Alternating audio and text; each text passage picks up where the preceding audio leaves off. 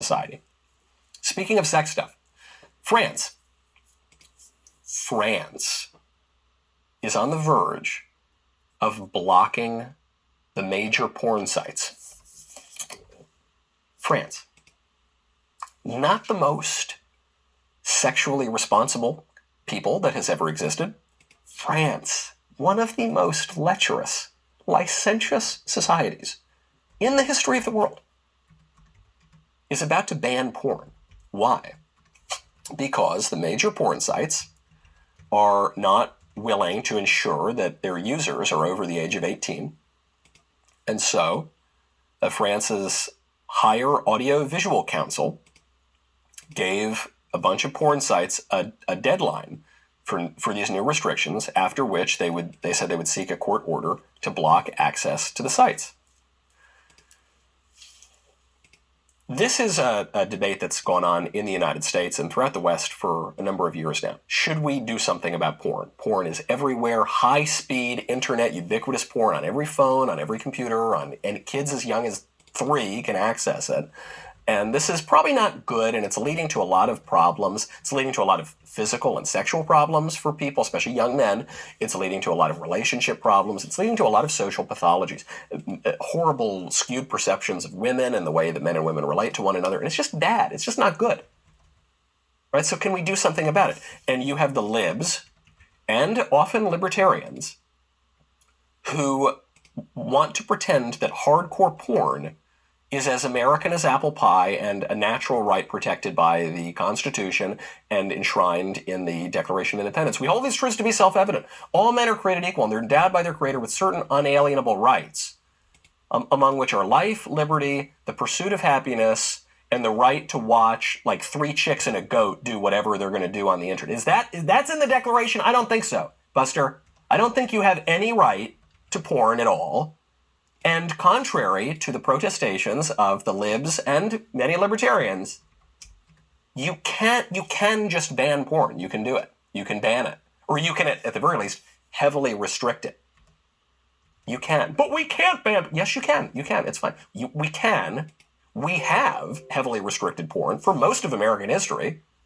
And even France is doing it. For goodness sakes, if France has the moral high ground on sexual matters, something has gone wrong in your society. And it's time that we reclaim that. We can do it. We have not just individual rights, and increasingly few individual rights, but we also have higher political rights. That's the right of a community to set standards. And for the past 30, 40 years, what the left has duped the right into believing is that the only thing that matters is the individual right. And then they make up a bunch of individual rights. The individual right to sleep with whoever you want. The individual right to redefine marriage. The individual right to mutilate your body so you look more like a woman if you're a man, or vice versa. The individual right to look at porn. The individual right to do drugs. The individual right to do all... Those aren't real rights, first of all. And one of the reasons those aren't real rights is because they contradict the true good and the common good, but they also contradict the political rights of a community to set standards. Communities have the right to pass blue laws and say that you can't buy alcohol on Sundays, for instance. That's always been recognized as a right in America. We have the right to restrict certain obscenity in the public square. We have the right to restrict certain pathological behaviors. And we have the right, just as France realizes, to restrict porn. So do it. We got to do it. Speaking of different views of sex around the world, this coming March, Iran will officially join the UN Commission on the Status of Women. A lot of people think this is very silly because women have some restrictions on their rights and liberties in Iran, to say the least.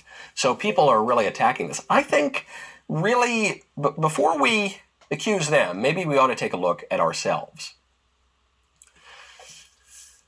It is very silly that Iran finds itself on the Council on the Status of Women for the United Nations. That is very silly.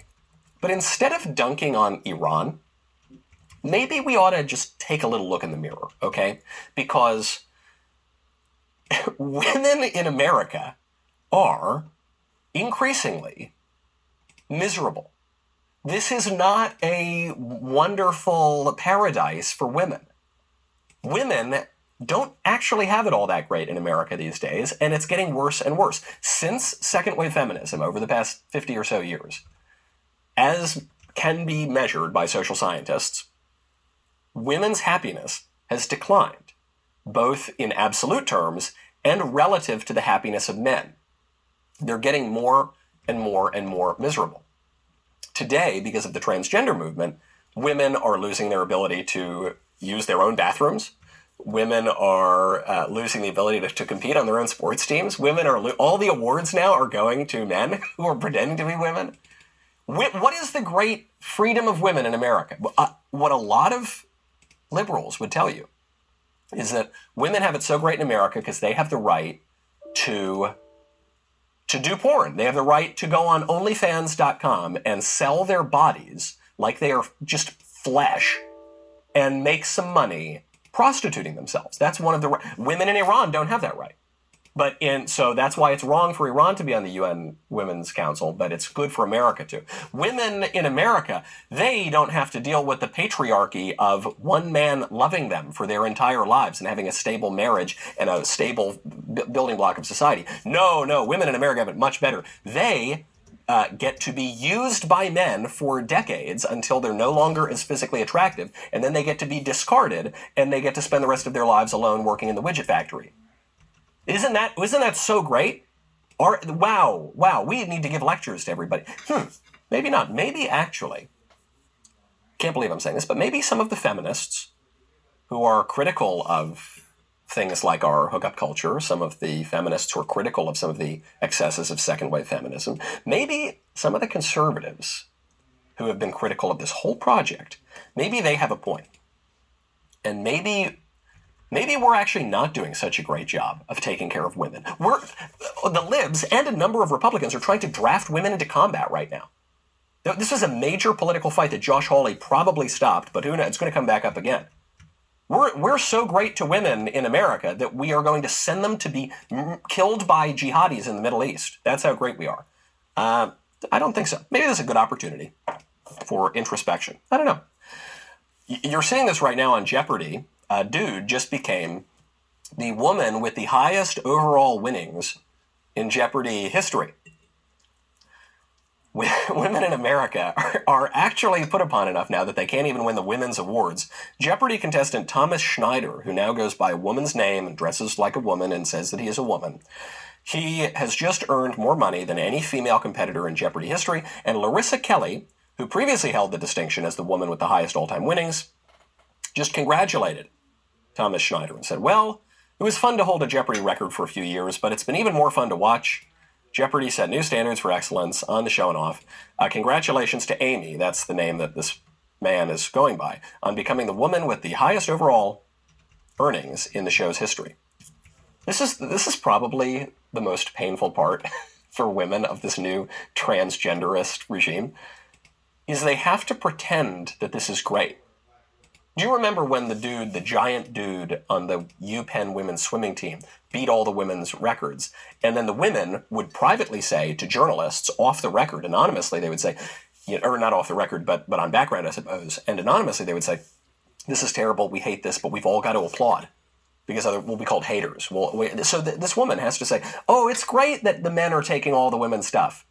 I'm really happy about that. They're setting new standards of excellence. The new standard of excellence, according to feminism and transgenderism, is men. That's the new standard of excellence. And conservatives, I think, are not really serious about stopping this. Right? Conservatives still do things like they'll call men who pretend to be women, they will call them he's a biological male. This person, Amy, they'll use the woman's name, they'll say Amy Schneider on Jeopardy. This person, they often don't even use the pronouns, is a biological male. As though there were any other kind of male. He's a biological male, but he's a spiritual female. He's a biological male, but he's a psychological, no, he's just a dude. And when you add the modifier biological to male, You are granting the premise that there are different types of male and female, and that some male are kind of, they can also be female. Or no, I don't think conservatives have the chutzpah to stop this. Because in order to stop this stuff, it's not enough to repudiate only the weird sex aspect, or the fact that obviously men are not women and women are not men and they can't become one another. You also have to repudiate individualism. You also have to repudiate the excesses of 20th century libertarianism.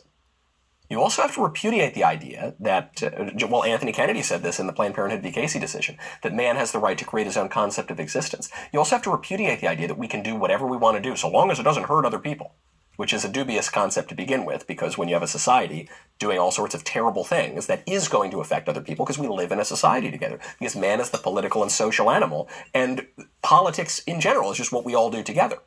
So yeah, you're going to have to repudiate that. Are you willing to? Are you willing to say no? You can't mutilate yourself and get the surgery. No, you can't pretend to be a woman. Even in the confines of your own home. You can't, because that is necessary. If you're a woman in your own home, you're a woman in public. And we're all going to have to acknowledge that. Live and let live. You do you. You do you, I'll do me. It doesn't work in a society.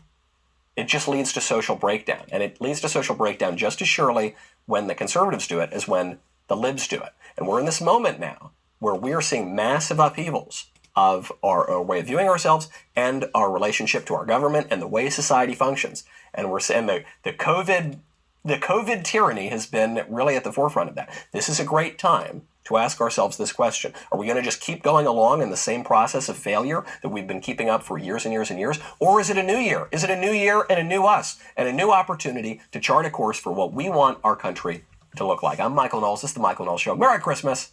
Happy New Year. See you tomorrow.